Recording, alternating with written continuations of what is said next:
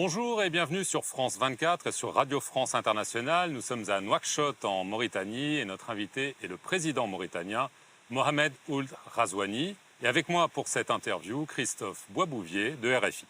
Monsieur le Président, bonjour. Bonjour. Monsieur le Président, je veux commencer par la situation en Tunisie. Il y a quelques jours, le président Kais Saied a décidé de limoger son Premier ministre, de suspendre le Parlement. Alors une question toute simple, est-ce qu'à vos yeux, il s'agit là d'un coup d'État? Oui, nous suivons avec beaucoup d'attention la situation en Tunisie. J'ai eu même à m'entretenir personnellement au téléphone avec le président Kais Saied. C'était pour nous enquérir de la situation du moment et pour avoir une idée qui nous vient des Tunisiens directement et surtout du président de la République. Les explications que j'ai entendues du président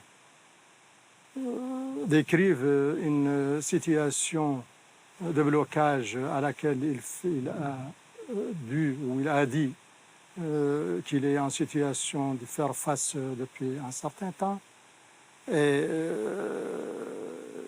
qu'il s'est trouvé dans cette situation, qu'il a dû essayer de la débloquer autant qu'il se peut, et que la situation que vit la Tunisie est une situation de pandémie, comme vous le connaissez bien, le niveau de propagation de la pandémie en Tunisie. Et cette situation donc est ainsi. Et le président a bien voulu m'expliquer que là, il était dans une situation de blocage à laquelle il fallait faire face et que les moyens constitutionnels étaient là, qu'il s'agit bien de cet article 80 de la Constitution tunisienne. Est-ce que, donc, lors de votre conversation, est-ce que vous lui avez apporté votre soutien? Est-ce que vous lui avez dit « je comprends ce que vous faites » parce qu'il y avait une situation de blocage? Ou est-ce que vous lui avez dit, comme beaucoup de chancelleries occidentales notamment, il faut revenir au plus vite à l'ordre constitutionnel? J'ai dû comprendre de la bouche du président que lui-même était un professeur de droit constitutionnel et qu'il ne risquait pas de commettre des fautes, c'est-à-dire agir en dehors de la Constitution, et que l'article 80 de la Constitution tunisienne lui confère bien le droit ou le pouvoir plus exactement de mettre en veille le Parlement tunisien pendant un mois, et que pour cela il y a effectivement des démarches ou des mesures à prendre. C'est le fait d'informer aussi bien son président, le président de l'Assemblée nationale, ainsi que le Premier ministre, qu'il dit avoir pris toutes ces mesures. Vous lui faites confiance, en deux mots? C'est plutôt aux Tunisiens qu'il faut poser la question de faire confiance à leur président. Alors, au Mali, au Burkina Faso, il y a de nombreuses voix qui s'élèvent, y compris au sommet de l'État, pour dire qu'il faut dialoguer avec les leaders djihadistes. On pense à Iyad Akrali, Amadou Koufa. Quel est votre avis sur la question? J'ai jamais entendu, je n'ai jamais appris qu'au niveau quand même des États, cette approche est préconisée.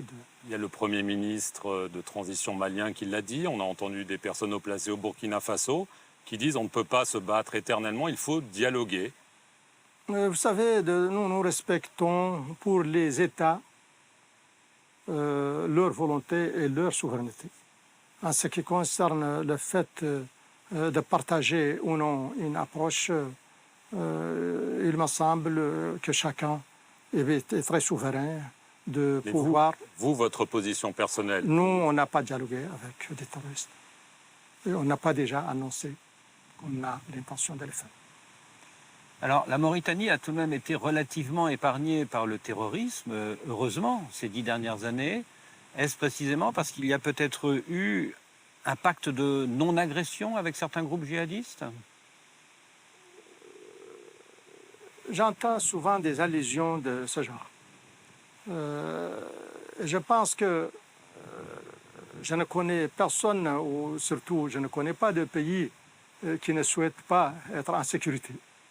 Donc, sur ce plan, nous disons, Alhamdulillah, Dieu merci, que nous sommes en sécurité. Mais je pense que la question qui devait plutôt être posée, à quel prix vous êtes dans cette situation?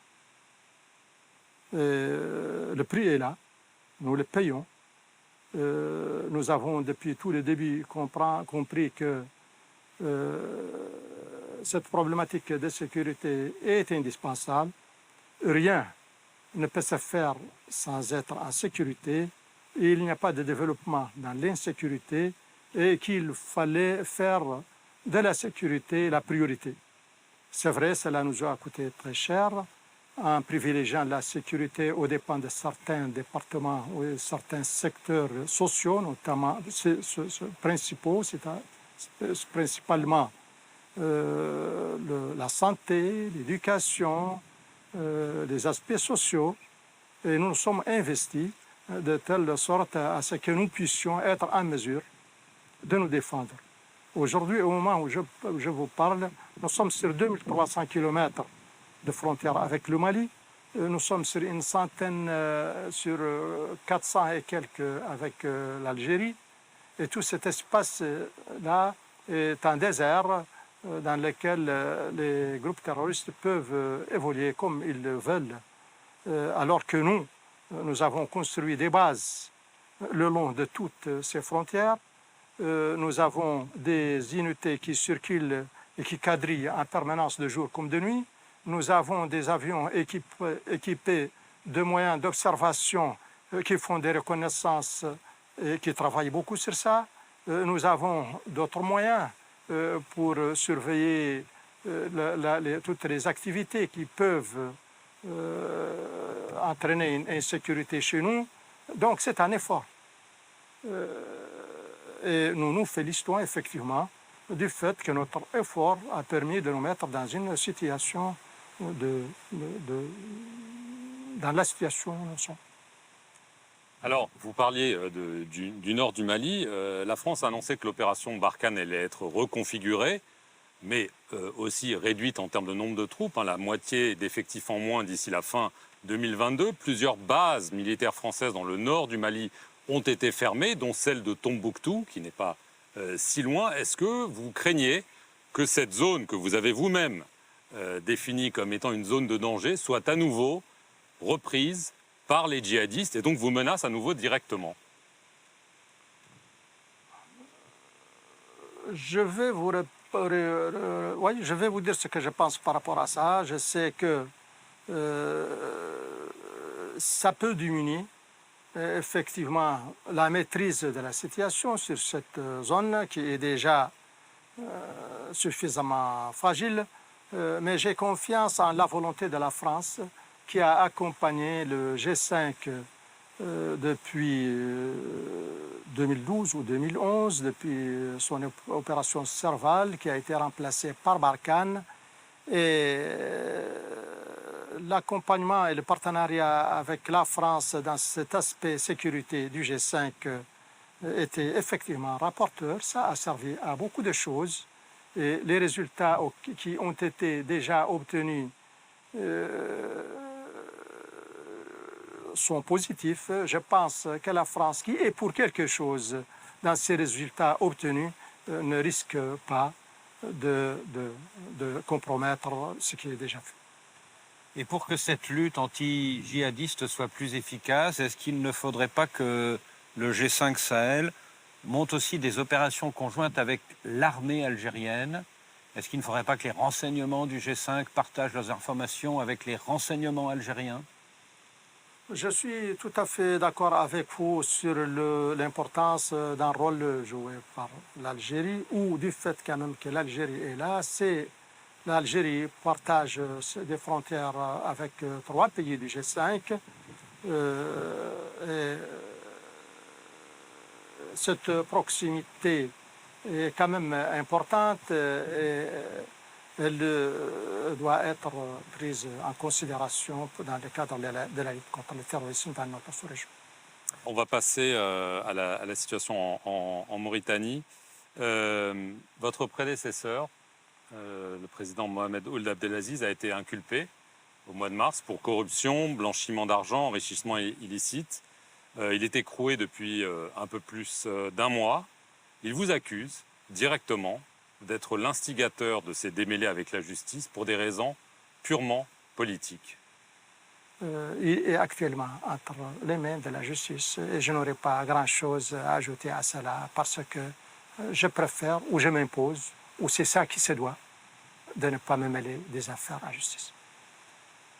Alors vous parlez de cette enquête parlementaire, on a remarqué qu'elle a démarré en janvier 2020, quelques semaines après que votre prédécesseur eut tenté de reprendre le contrôle du parti au pouvoir, UPR, Union pour la République.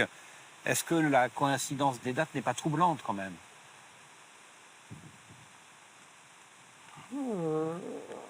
Non, je ne vois pas en quoi cela est troublant. L'UPR est un parti, effectivement, c'était l'outil politique du pouvoir en place. L'UPR, il s'agit d'un n'importe quel parti d'un certain nombre d'hommes et de femmes. Je ne pense pas qu'on puisse s'approprier un parti et à considérer que c'est un objet. Il s'agit, le parti est composé de directoires, de militants, c'est des personnes, ils prennent des positions là où ils le veulent. Je ne pense pas du tout qu'on peut lier ces deux événements. Mais vous n'avez pas apprécié le fait que votre prédécesseur ait voulu reprendre le contrôle de ce parti, alors? Non, je vous dis, c'est le directoire du parti et c'est les députés du parti, peut-être qu'ils ne l'ont pas apprécié. Au contraire, j'avais beaucoup contribué à calmer cette population, aussi bien au niveau du parti qu'au niveau du Parlement. Et votre prédécesseur affirme que les députés qui ont lancé cette enquête parlementaire ont été soudoyés par des membres influents de votre entourage dans le but que cette enquête soit ouverte. Qu'est-ce que vous lui répondez? D'abord, je ne l'ai jamais appris comme ça. Je défie quiconque de dire qu'il a été soudoyé pour prendre une position. Parce que je connais bien la situation et je sais que j'avais fourni beaucoup d'efforts justement pour calmer cette situation. Donc, il n'y avait pas besoin de soudoyer quiconque, justement. S'il devait être soudoyé, c'est pour calmer. Monsieur le Président, quand on lit ce rapport d'enquête parlementaire, on a l'impression qu'il y a une véritable entreprise de prédation, de népotisme sur l'argent public. Est-ce que ça vous a choqué? Je vous assure que je n'ai jamais lu ce rapport. Vous n'avez jamais lu ce rapport? Je vous assure que je n'ai jamais lu ce rapport. Vous en avez entendu parler quand même. Oui, j'ai entendu parler de ça. Ça vous a surpris, certaines choses? En réalité, ce n'est pas la peine de vous dire ce que j'ai pensé de tout cela, parce que j'ai considéré que c'était un dossier qui se trouvait à deux niveaux par lesquels je n'étais pas concerné. Tout d'abord, le Parlement, par la suite, la justice. Mais quand même, vous étiez plutôt son ami de 40 ans, son plus proche lieutenant. Beaucoup de gens se disent, quand ils lisent tout ça, vous ne pouvez pas ignorer tout cela. Vous deviez être au courant de ce qui se passait quand même. J'avais d'autres choses à faire. Vous ne vous êtes jamais douté de tout ce qui se passait? Non. Non. Non. Non. Je ne me suis jamais douté. Je ne me suis jamais douté. Effectivement, pour revenir un peu à ça, je peux vous dire que, en tant que personne, mais pas en tant que président, j'ai été bien surpris par ce qui a été révélé dans ce rapport. Vous n'avez pas senti de sa part peut-être une façon de vous prendre comme son éternel second, une sorte peut-être de mépris à l'égard de ses proches? Non, je n'ai jamais...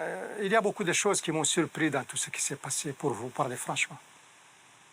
Je ne pensais pas... C'est une situation je ne pensais pas qu'on pouvait se trouver dans la situation dans laquelle nous sommes. Mais une fois que c'est arrivé, je crois que là aussi, il faut la vivre. Mais correctement. Mais vous êtes amer quand même, hein, vous êtes déçu. Hein. Vos yeux parlent. Pardon? Vos yeux parlent pour vous. Laissez-les parler, c'est mes yeux quand même.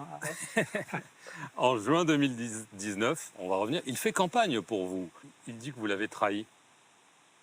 Moi, je dirais C'est un mot fort, évidemment, pour quelqu'un comme vous. Trahi. Non, je dis que je n'ai pas trahi. Je n'ai pas trahi. Lui vous a trahi. Posez-lui la question. Et si jamais l'ancien président restitue une partie des biens mal acquis qu'il aurait éventuellement obtenus, est-ce qu'il pourrait échapper à un procès? Est-ce qu'on pourrait éviter? Il ne me revient pas de prendre des décisions ou de prendre des positions par rapport à ça. Je considère que depuis que le dossier est entre les mains de la justice, il vaut mieux attendre que la justice tranche dans un sens ou dans l'autre, trouve ses compromis. Alors, le président Aziz a renoncé à un troisième mandat et aujourd'hui, il est en prison. Alors, se pose la question de savoir est-ce que ce n'est pas le meilleur argument pour les présidents du continent ou d'ailleurs qui veulent s'accrocher au pouvoir. En d'autres mots, ils se disent si je pars, je risque de finir derrière les barreaux. Oui, j'ai un peu entendu déjà cette interprétation. Moi, je crois que ceux qui s'accrochent, qui veulent s'accrocher au pouvoir et ne pas accepter d'alternance, n'ont pas besoin d'une situation comme ça pour justifier. Et ceux qui veulent considèrent que l'alternance est nécessaire ne seront pas plombés justement par le fait que quelqu'un pourrait comparaître devant la justice ou pourrait être interrogé sur certaines choses. Merci, Monsieur le Président, de nous avoir accordé cet entretien. Et merci à vous de nous avoir suivis sur nos deux chaînes, France 24 et Radio France Internationale.